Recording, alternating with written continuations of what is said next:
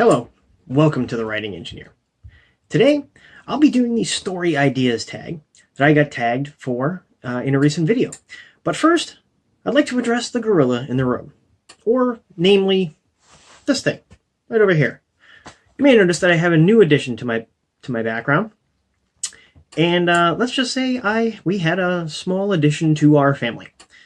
And I'm going to show you what it is that I've got.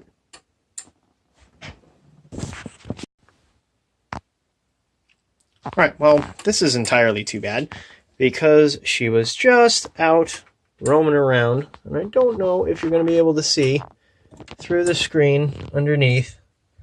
Probably not. Oh, there she is. This is our lovely new corn snake.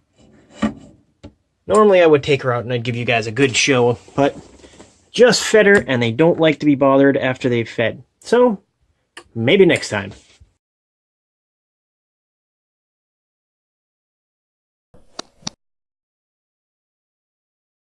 Okay, so now that we're done with all the fun pet coolness, on to the story ideas tag. Question number 1. What is your current story or idea? Well, the current stories that I'm working on are actually 2. The first one I've published is part of a trilogy, Amara's Law, Blood Tech.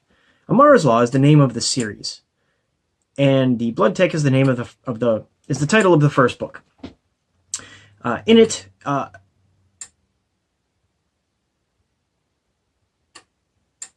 my characters go through a story arc throughout the 3-book series in which the expression of Amara's Law, which is right here, takes place over the entire series. And it's about a bunch of, let's call them cybernetically enhanced beings, human beings, that must fight various things in order to prevent the extinction of humanity and life as we know it. The second one is about the Tooth Fairy.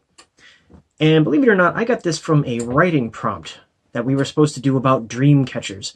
And I thought it would be an interesting little twist on dream catchers and things like that. So what happens is the Tooth Fairy, in the course of her performing her tooth collecting duties, comes across a dream catcher, which is full and needs to be emptied. Now, she is one of the people who is allowed to empty the dream catchers. And I know this is somewhat of a departure from Native American culture and lore, but it's my story, and I'm not being disrespectful to anything in their culture. So she happens across a full dream catcher and ends up fighting with a Japanese dream eater called a Baku. They're sort of kind of bear anteater-like things that are supposed to be summoned by prayers and will eat the nightmares of children so that children can get a good night's sleep. Needless to say, through all the various sundry things, through being blown up multiple times and whatnot, she stumbles across a truly horrific crime. Now, this one is a little less blood and guts than Amara's Law. It's much more of a, much more of a middle grade, maybe YA, where the language has been toned down quite a bit, and there's not as much gore, if you will. There's still a lot of action and adventure. People do get injured, and the final fight scene is actually going to be pretty spectacular. So keep an eye out for it. It should be coming out, I don't know. I'd like to get my second book in the Amara's Law series out first, and then we'll go on to the Tooth Fairy one. All right, question number 2. Where do your sparks of inspiration come from? Well, as I just said, the spark of inspiration for the Tooth Fairy came from a writing prompt from my writers group about dream catchers and how to empty them. And the idea for Amara's Law basically came to me out of the blue as I was thinking about alternative energy sources while taking a shower. And the whole thing just fell out from there. I do believe that I had mentioned the origin story of Amara's Law in a few of my previous videos, and I'll try and link to them below. All right, question number 3. How do I piece things together? Where do I start? And do I go from back to front or otherwise?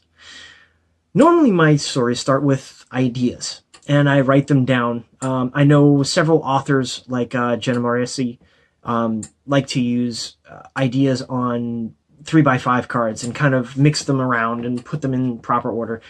I kind of start with that. I like to put a lot of ideas down in a little bit more full fashion. I usually will write out like half a page, maybe a full page.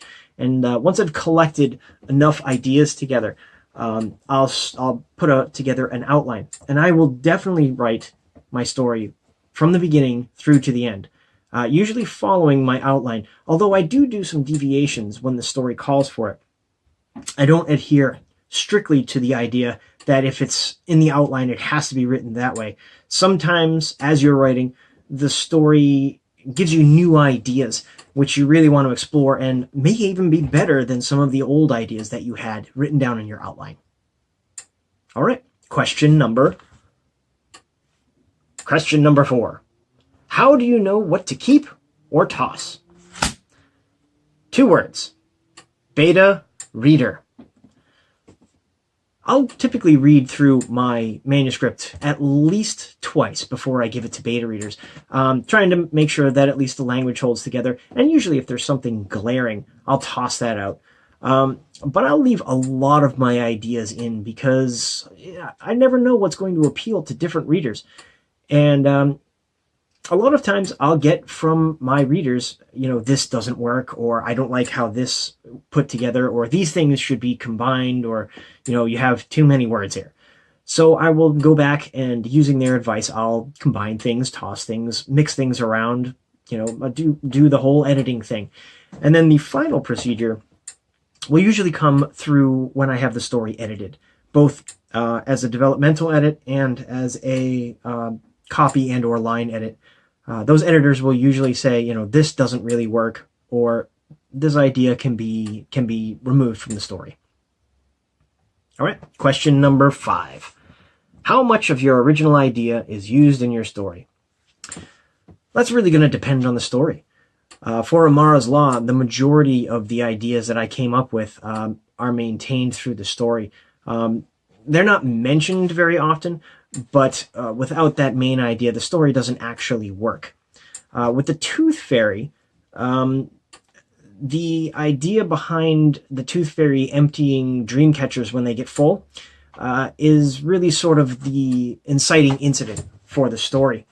After that, the dream catchers, full dream catchers, do make appearances every now and then, and while the story can't happen without them, they aren't a major driving force in the storyline. Number 6, share or keep secret your ideas. That's a tough one. I will usually share my story ideas in detail with a couple of people that I trust, that I know will tell me the truth about my ideas, and yet at the same time, not tell me that, man, that's a stupid idea, or anything like that, because you know what? You're putting your heart and soul out there for someone else to look at, and you don't really need them kind of criticizing you as a person. But for other people who learn about if I'm writing a novel, I'll typically give them what's called the elevator pitch, which is 1 or 2 sentences that kind of sum up the idea of the story. Number 7, have any ideas come from dreams? No. I don't remember my dreams. I usually fall asleep, and the next thing I know, I have woken up in the morning, and that's been that way for about 12 years, ever since my first child was born. I sleep pretty deeply, pretty soundly, and I don't remember much of anything that I dream for the past 12 years. Maybe before then, if I had been writing stories, I might have had some ideas, but now, no way.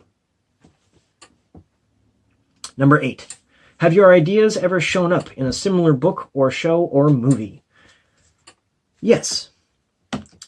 Several elements of my stories have shown up in television shows and movies recently.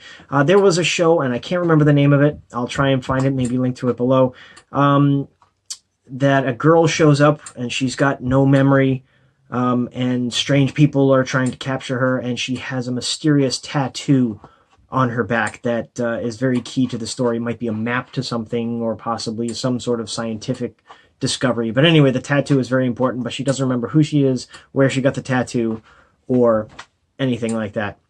There's another book. I believe it's called Girl in a Box. It's a series, I believe, of 10 books. The first book is called Alone, where the tagline and the story summation basically reads quite a bit like mine. A girl has been kept in isolation until her mother disappears, and then she's allowed out to discover that she has special abilities and that strange groups are trying to capture her for their own nefarious ends, which sounds a bit like my story. I'm sure it departs from there. I looked at several of the lengths of these stories, and they're quite a bit shorter than mine, so I believe that they're a little bit they're going to be a little bit different than mine. The ideas I explore in mine needed a little bit longer format than that, and since it is a 10-book series instead of mine is a 3-book series, I'm pretty sure the similarities are going to finish with the description that the author has put in those first 2 summary lines. All right. Do I draw any inspiration from a big screen or television? And this is question number 9, by the way. I do draw some ideas and inspiration from television and big screen. One of the people who's probably most influential in some of my storytelling is Joss Whedon. And he introduced me to the idea very early on through Buffy the Vampire Slayer that no character should be safe. There are several characters that he kills off just kind of to prove that he can kill them off sometimes. I do remember that Giles, the librarian, I think this was in the 2nd season, he becomes friends with a woman, and she ends up dying. She made it through most of that 2nd season, but then she was killed off in the middle or the end. I did get some of the horrific ideas for my monsters from Resident Evil, and some of the gory details come from that type of story. All right, last one, number 10. What is the oldest or first story that you wrote down? Well, really, I have gone into some stuff that I did in creative writing before about a caterpillar and some psychopath smashing him on his knee and stuff like that. It was a little poem that I wrote while I was in high school, and I did some creative writing stuff in college. But really, the first story that I wrote down, fully developed, as a novel, would be Amara's Law. I spent a lot of time developing that story into something that I believe is pretty good, and it's kind of important to me. But that is really the first story that I wrote down, and I started that adventure, I think, coming up on 9 years ago. It sort of hit me as a story that could be developed. So that's basically it. So that is the story ideas tag. Thank you very much for tagging me.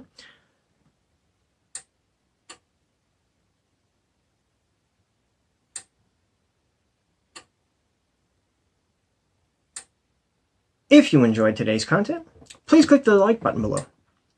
And don't forget to subscribe on your way out.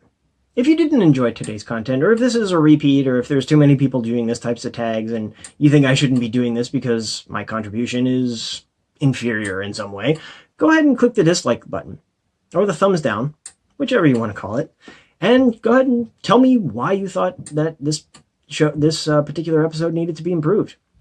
Amara's Law, Blood Tech, is available on Amazon right now in both ebook and paperback format. My website and all my information, should you wish to follow me, is going to be listed in the stuff below. Thank you very much, and have a good evening.